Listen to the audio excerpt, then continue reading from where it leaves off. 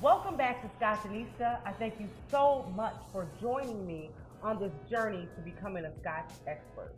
And once again, I am here with my very good friend and resident expert, Eric Olson. And we're here at Thomas Magee's in what they call the comeback city, Detroit, although we never went anywhere, but that's a whole nother episode. Been here for years. You've been here for years. We're in the Eastern Market District of downtown Detroit. Thank you so much, Eric, for being here with me. Thank you so much for continually coming back and supporting us and allowing us to introduce so many women to whiskey and so many whiskeys to women. Yeah, I mean, like we said before, I know in my circle, there aren't a lot of women who are enjoying Scotch, whiskey, or bourbon. So we are out here to change that one woman at a time. And I appreciate you doing that. I mean, our viewers love you. You are educational, funny, and all that good stuff. Just got to drink about it. Because I know you, I guess I can agree. You're good people. Thank you. Yeah, likewise. You're welcome. Yeah. This isn't made up for the camera. We're actually friends. So. Yeah, he's good people. But now, before we get started, because I want to be true to myself. Okay. And true to our viewers. Okay. Today we're doing something a little different. A little bit different. It's not Scotch. It's close. Geographically, it's close. Okay, so you're gonna explain. Because I said Scotch, but now Scotch, whiskey, and bourbon. If I do all three of those, then I'm good. I'm well within my means, and I'm not lying to the people. Absolutely not. All right, then. So let's get started. What do you have for me today? So what we're going to try today is something that we haven't done on this show before, and we're going to try Irish whiskey. Okay. Okay, so the particular brand of Irish whiskey that we're going to try today is Bushmills, and it's made on the very far north coast of Ireland, right near Scotland. Right near Scotland. So these are single malt Irish whiskeys, much as single malt Scotches. It's made with they're each made with 100% malted barley, just like a Scotch whiskey. The roots of this whiskey, via migration, are probably from Scotland. Okay. So there's a lot of different subtleties that you'll get from these, and there's a few things that are very different about Irish whiskey as opposed to Scotland. Okay. And we'll talk through those and we'll educate everyone about what those differences are. Yep. Before we get started, though, I just needed to say I'm paying homage today to my Detroit Lions. One pride. We are going to go to the Super Bowl. If not this year, 1 year, it's going to happen. And I am a fan. I've tailgated a lot of times here. So anyway, let's get going. Okay. So the first one we're going to do is Bushmills 10-year. Okay. This is made with 100% malted barley. Triple distilled Irish whiskey. It's a fantastic whiskey. This is not their baseline. They have a couple other blended whiskeys. We're starting right at the good stuff. Okay.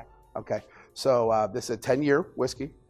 Malted barley. 100% malted barley, but it's triple distilled. So which means the whiskey's distilled and then goes through one more time and then again. So you're gonna get a real smooth. I'm not supposed to tell you what. Don't tell me what I'm supposed to get. Okay. Cheers.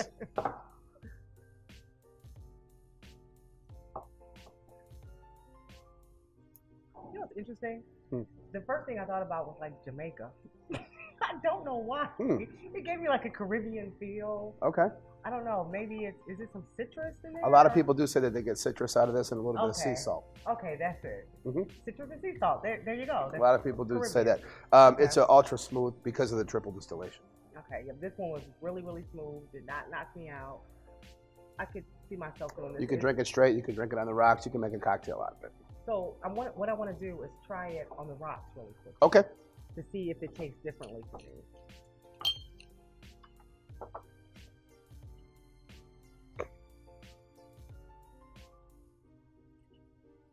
Okay, it's interesting because it's stronger. Maybe a bit more intense. A little bit more intense. Is that what's supposed to happen, or? It's just what you're getting. Yeah, it's much more intense. So neat is the way I would take this. Okay. Sure. Okay, and you could probably do it neat without cutting it with water or using rocks because, again, of the triple distillation. Okay. All right. Thank you. What's next? Moving on is one of my favorite whiskeys in the world. And in the world? This is Bushmill's 16-year-old. Okay. This is 100% malted barley, and it's aged for roughly 15 years in bourbon barrels and sherry barrels, and then it's finished in a port wine barrel. Okay, so let me go back. This one is one barrel. Correct. Okay. you're telling me this is 3 different barrels. Yes, the whiskey itself is aged in a combination of bourbon and sherry barrels. Okay. And then at the very end, they pour it all into port wine barrels and finish it. Okay, and this is the 16 year? This is the 16 year. And so how long are they in each barrel, or does it? The majority of these 16 years was in the combination of sherry and bourbon barrels, okay. And it's just port wine finish, which just means a few months. Okay. All right, here we go.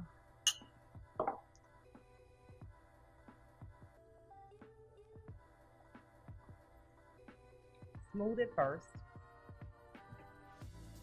I taste like a licorice taste. Okay. Like a black licorice taste. Okay. And then there's a kick at the end. So it's really smooth, and then the finish is a kick, but it's not like a crazy kick. It's nice. I like the fact that for myself, this whiskey, it doesn't go away right away. I like to drink it, and even as I'm sitting here talking to you, I'm still tasting it. Yeah. I still get the aroma. I'm still getting the taste, and I love that about this whiskey. I'm thinking that's the kick at the end because it's still kind of lingering, and the taste is there.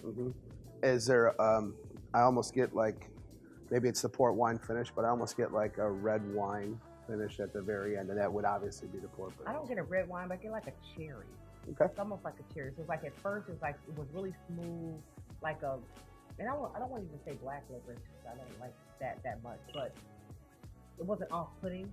But at the end, it was like more of a cherry type finish. Why don't we try this one on the rocks as well? Okay. I feel like, should I be fancy and have something to pick this out with, or we probably do it like I do it at that. home? Yeah. This is what I do. We don't want to get too. This is what I do at home. Right. We're letting you into what we normally do. All right.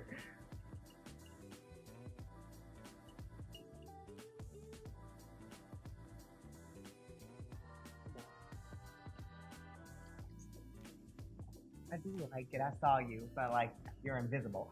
It was good. Now the interesting thing with the rock on the rock, I got to kick the entire way through. Yep. Yeah. Adding the water to it, which is the rocks. I feel like I should win a prize right now. Extends the level. Yeah. Well, I'll take that home. I think you did win a prize. We're gonna do a shot of another fantastic whiskey. This looks great. Thank you. Okay. So, as we do with our finisher, with the ultra high-end stuff that we finish each episode with, yes, we grab our Glencairn glasses. We have our fancy glasses. This is an incredibly luxurious whiskey. It's only released a few times a year. Every bottle is numbered. It's a 21-year-old single malt Irish whiskey. It's Bushmill's 21. It spends 19 years in Spanish sherry barrels and bourbon barrels, and then they take it out, and rather than finish for 2 or 3 months, they finish it for 2 years. Oh wow! In Madeira barrels. Okay. So, very interesting taste, and I'd be curious for you just to tell me all about it. Well, you have me at luxurious. It's fantastic. I like luxurious. It's things that would not describe this whiskey are easy to get or cheap. I like all of those. All right, let's try this. And so what is this? 18 years? This is 21 year. 21 year. Bushmill's 21 year. So whatever. I should have a crown on, and it should be a ceremony. Whatever everyone was doing 21 years ago, that's when this whiskey was put in a barrel. 21 years ago. Okay. Yep. No, can't talk about that. I think we were partying at Club 246. Oh, I know I was partying. I was partying. Yeah. Let's just drink. Okay.